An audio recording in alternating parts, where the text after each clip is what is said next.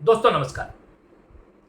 गुवाहाटी में कुछ दिनों पहले एक घटना सामने आई जिसमें कुछ मुस्लिम युवकों ने अपना नाम बदलकर मारवाड़ी समाज की हिंदू लड़कियों को टारगेट किया, उनसे प्रेम प्रलाप करके बातें आगे बढ़ाने की कोशिश की। इस मामले की मीडिया में रिपोर्टिंग हुई, हो हल्ला हुआ, तब कुछ मामले सुलझे, हो सकता है कुछ मामले अभी भी जारी हो। ऐसे ही एक घटना आज सामने आई है। तीताबर में एक युवती को एक मुस्लिम युवक ने अपना नाम बदलकर अपने प्रेम प्रलाप में फंसाया, उसके साथ संबंध बनाए। जब हकीकत खुली तो सारी बातें साफ हुई।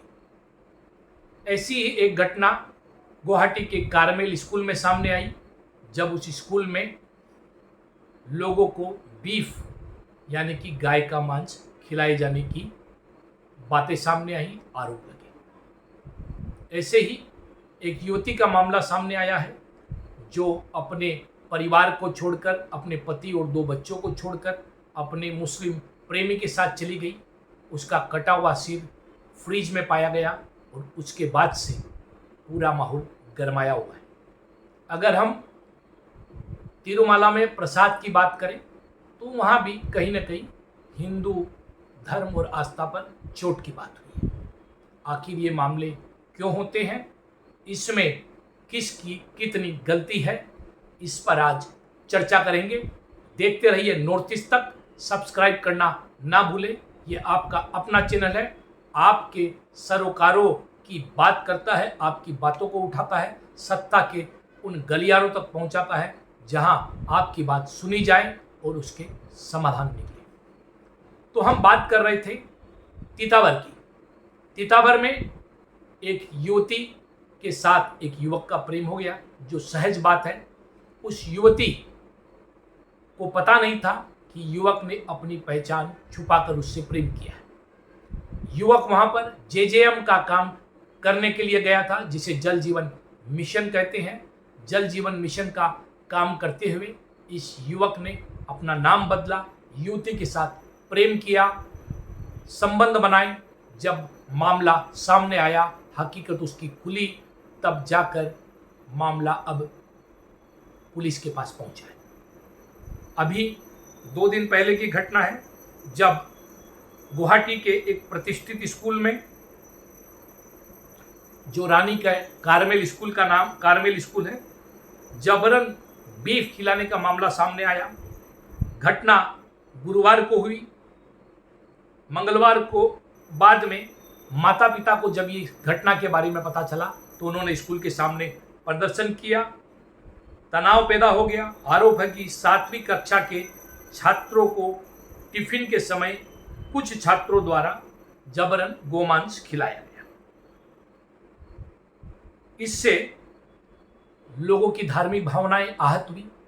ऐसे मामले क्यों होते हैं, क्या कारण है, ये क्या मानसिकता है जिसके कारण इस प्रकार के मामले होते हैं। ऐसे ही तीताबर का जो मामला है, उस मामले में क्या हो, करण अली युवक का नाम है। करण नाम भी वैसे हिंदू नाम है, उसके पीछे अली लगाया गया है, किंतु उसका असली नाम कुछ और रहा। उसके खिलाफ तीताबर थाने में एक मामला दर्ज किया गया है। पुलिस ने युवक को गिरफ्तार कर लिया है।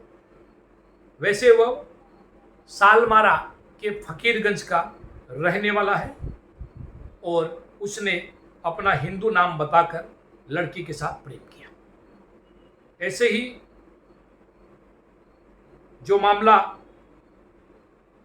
महालक्ष्मी का जिक्र हो रहा है, यह बेंगलुरु का मामला है। यह कोई ऐसी जगह नहीं है जो पिछड़ा इलाका है, ये भारत का जाना माना मेट्रो है। बेंगलुरु में शुक्रवार के दिन 20 सितंबर को बसप्पा गार्डन जो है उसके पास ये मामला सामने आया है और इस मामले में महालक्ष्मी नामक एक युवती का जो सिर है, कटे हुए अंग है, वो उसके घर की फ्रिज में मिले। जब उसके भाई ने उसके किसी भी प्रकार के रिस्पॉन्स न करने के बाद घर पर जाकर देखा तो वह भौचक्का रह गया। मामला पुलिस में गया। ऐसा बताया जा रहा है कि 2 लोग मोटरसाइकिल पर आए और उनके हत्या में शामिल होने का संदेह व्यक्त किया जा रहा है। महालक्ष्मी विवाहित थी, उसके 2 बच्चे थे। उन 2 बच्चों को छोड़कर वह अशरफ नाम के एक युवक के प्रेम पास में पड़ी। अपने बच्चों को और अपने पति को छोड़कर वह उस युवक के साथ चली गई। महालक्ष्मी की बहन पहले से एक मुस्लिम युवक के साथ शादी करके रह रही है। माना जा रहा है कि यह मामला भी लव जिहाद का है। इसमें जब लव असफल हो गया तो जिहाद सामने आई और उस युवती की जो है हालत ऐसी हो गई कि उसके साथ अशरफ का रहना मुश्किल हो गया, ऐसे आरोप है। और अंततोगत्वा इसकी बहुत दुखद परिणति हुई। ऐसे बहुत से मामले पहले भी सामने आ चुके हैं, जिन मामलों के कारण माहौल अक्सर तनावपूर्ण हो जाता है। यहाँ पर जो मूल बात है वह बात यह है कि प्रेम प्रलाप, प्रेम प्रसंगों की बात अपनी जगह है। कोई विवाह करता है, इसके लिए भारतीय कानून में विभिन्न प्रावधान है कि 2 धर्मों के लोग विवाह करेंगे तो उनके बीच क्या संपर्क होने चाहिए, कैसे होने चाहिए, या कौन से कानून के तहत, जिसे स्पेशल मैरिज एक्ट कहते हैं, उसके तहत 2 युवक युवती जो अलग अलग मजहबों से ताल्लुक़ रखते हैं विवाह कर सकते हैं। अलग अलग राज्य सरकारों ने भी इसके लिए अलग अलग तरीके, अलग अलग प्रावधान जारी किए। किंतु जब इस प्रकार की घटना होती है तो सबसे बड़ी खेद की बात है कि जब युवक अपनी फर्जी पहचान के जरिए अन्य युवती को फंसाता है तो निसंदेह यह मामला धोखाधड़ी का है। इसमें प्रेम की कोई बात नहीं है। और ऐसे मामलातों में, या बीफ खिलाए जाने वाले मामलातों में, या फिर अन्य एक मामला हुआ जिसमें शरबत में थूक कर पिलाए जाने की बात है, तो ऐसे मामलों में जब आप दूसरे धर्मों के लोगों का अनादर करते हैं, अपमान करते हैं, उनकी धार्मिक भावनाओं के साथ खिलवाड़ करते हैं, तो जो आरोपी है उसका जो समुदाय होता है, यहाँ मुस्लिम समुदाय है, तो उनको आगे आकर इसका विरोध करना चाहिए। ऐसे अगर विरोध नहीं होते हैं और मुस्लिम समुदाय की ओर से अगर विरोध नहीं होंगे तो निसंदेह इसका एक गलत संदेश हिंदू समुदाय के बीच जाएगा और जा रहा है। दोनों समुदाय के बीच वैमनस्यता बढ़ती है, आपसी दूरी बढ़ती है, खाई बढ़ती है, जिसका फायदा अन्य लोग उठाते हैं।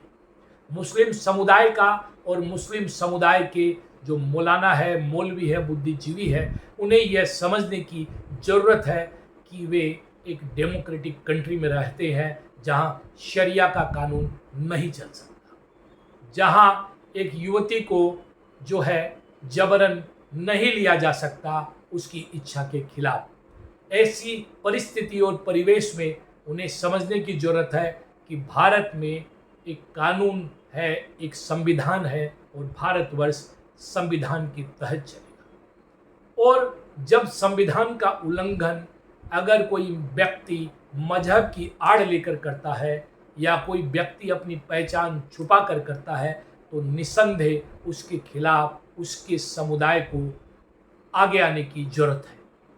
अगर ये स्थिति नहीं बनती है तो इसके परिणाम गंभीर होते हैं जो कहीं ना कहीं दिखाई भी देते हैं। इसके अलावा एक और बहुत गंभीर बात है जिस पर हिंदू समाज को भी जो है विचार करने की जरूरत है। हिंदू लड़कियों को भी अन्य मजहब के साथ जाने से पहले उसके पृष्ठभूमि को जांच लेने की जरूरत होती है। अन्य मजहबों के लोग अगर उन्हें फंसाने की कोशिश करते हैं तो अगर उनकी पृष्ठभूमि को न जांचा जाए, अच्छे से खबर न ली जाए, तो ऐसे मामलों की जो परिणति है वह महालक्ष्मी जैसी ही होती है। अच्छा हो कि व्यक्ति अपने धर्म तक सीमित हो, अपने मजहब तक सीमित हो। भारतवर्ष में सबको मजहबी आज़ादी है, विवाह करने की आज़ादी है, सबकी आज़ादी है, किंतु अगर किसी प्रेम प्रसंग या किसी विवाह की परिणति महालक्ष्मी जैसी होती है, तो इसमें महिलाओं को विशेषकर सावधान रहने की जरूरत है। ऐसा माना जा रहा है कि अशरफ के खिलाफ महालक्ष्मी के पति ने भी शिकायत दर्ज करवाई थी। महालक्ष्मी ने किसी की नहीं सुनी, न पति की सुनी, न परिवार की सुनी, न बच्चों की तरफ देखा और प्रेम में पागल होकर अशरफ के निकल गई उसके साथ। आज महालक्ष्मी के साथ जो कुछ भी हुआ है वह निसंदेह निंदनीय है, उसके अपराधी पकड़े जाने चाहिए। किंतु कहीं न कहीं हमारे समाज में महालक्ष्मियाँ भी ऐसी गलती करती हैं जो अपने परिवार की और अपने समाज की बात सुनती नहीं है, जिसका परिणाम लव जिहाद और अंत में महिलाओं की हत्या के रूप में सामने आता है। इसको दूर करने के लिए मुसलमान समाज को भी अपने समाज के ऐसे आरोपियों के खिलाफ कड़ाई दिखाने की जरूरत है, उनका प्रतिवाद करने की जरूरत है और हिंदू समाज की युवतियों को भी अपनी जो लिमिटेशंस है, अपने जो दायरे हैं, उन्हें समझने की जरूरत है। नमस्कार, देखते रहिए नॉर्थ ईस्ट तक। सब्सक्राइब करना नहीं भूले। वंदे मातरम, जय आयोग हो, भारत माता की।